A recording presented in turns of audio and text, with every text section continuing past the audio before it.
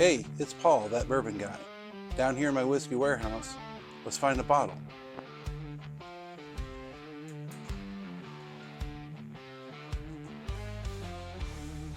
Let's go with this one. New Riff, single barrel.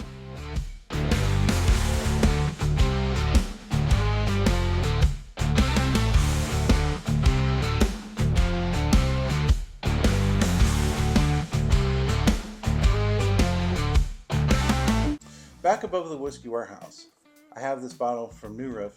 It's a single barrel bourbon. I'll get to that in a moment. But first, let me tell you a story of New Riff Distillery. It's a pretty good story. I think you'll like it. It all starts with the founder, Ken Lewis. Now, Ken was a very successful businessman who started up a liquor store in Kentucky. Some of you have heard of it before. It's the Party Source, located in Newport, Kentucky, just across the river from Cincinnati, Ohio. Been there a couple times myself. Large selection of bourbons, liquors, wines, and assorted beverages, all at very reasonable prices. With the success of his business, he wanted to venture into the distilling business and wanted to start making his own brand of bourbons. One small problem with that, and that happens to be the three-tier system. Now, with the three-tier system, the law states that you can either be a distiller, a distributor, or a reseller. You cannot be all three, nor a combination of the three. So he had to figure a way to move away from being a reseller so that he could start up a distillery business. Instead of having someone buy the company, he did something different. He allowed the employees to become owners of the business. So the Party Source is today an employee-owned business. It's kind of cool. So whenever you're at the store, the workers that you're talking to, they're part owners. That's a nice idea. Back to what Ken is doing. So when he made that switch and sold the company to the employees, he carved out a small corner of the parking lot. And in that corner of the parking lot is where he built the distillery for New Riff. So he built it and started the process of making his own bourbon. But with his partners, they realized they needed to get some revenue right away. They didn't want to wait 4 years or more to then determine if their product is any good and start selling their own make. So what they did was they decided to source bourbon from another distillery, namely MGP over in Indiana, not too far away from where their location is located. Now, some other new distillery companies will want to start up and do the same thing, source from some place like MGP or Bardstown, and then they will blend it or finish it or do something so that they can put it in through their own bottles with their own labels and sell it, and eventually replace it with the bourbon that they make themselves. New Riff didn't want to go that route. Instead, they still went and sourced the bourbon from Indiana, but they would bottle it themselves, but put it under a different name, OKI, which is a bottle I have here.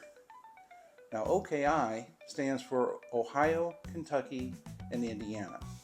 So it's a bourbon made in Indiana, bottled in Kentucky, loved by Ohio.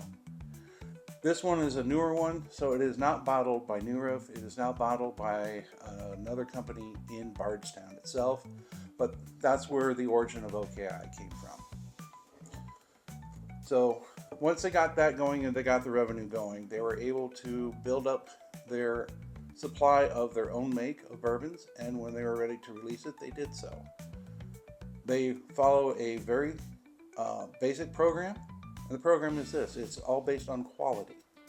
So it is unchilled filtered, so the oils are not stripped out from the bourbon during the filtration process. They're not chilled at all, and that allows a much rich, very thick mouthfeel. It preserves more of the flavors found in today's bourbons.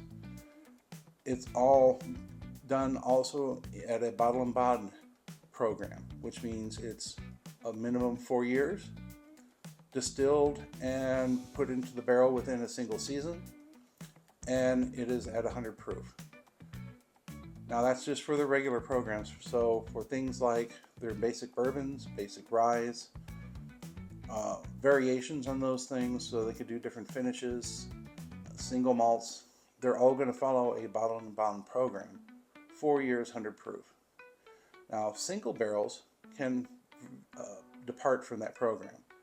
So like this bottle I have here, it's a single barrel bourbon. It is not at 100 proof. Instead, I believe it is at 114.6 proof.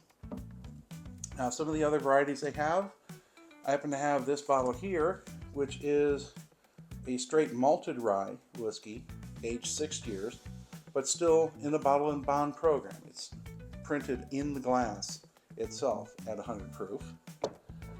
Another one that I happen to have that they released earlier this year was a straight bourbon and whiskey that's 8 years old. Also at 100 proof, without chill filtration. Doesn't have the bottle and bond name, so it's aged longer than what's necessary for that program. But they'll still stick to that 100 proof unless it's a single barrel. So those are the products that they have. They have other varieties where they'll play around with different finishes, different malts, like with the malted rye. They got malted barleys. Huge variety. It's pretty good, and all of them at very reasonable prices. So, with that in mind, let's get into this bourbon. So this happens to be a club pick from the Ohio Bourbon Barrel Club.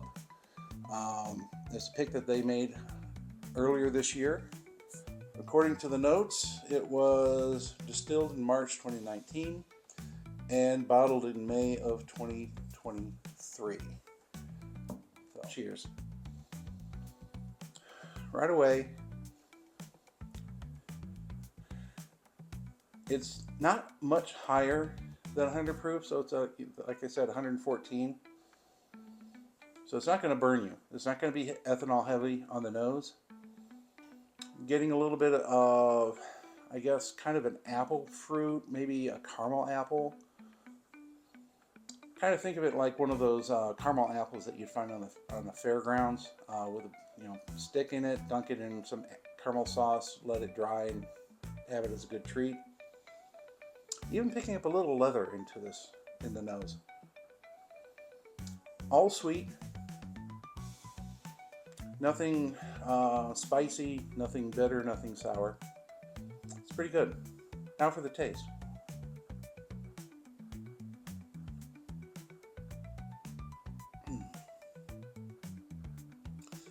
Front of the mouth, definitely picking up the sweetness.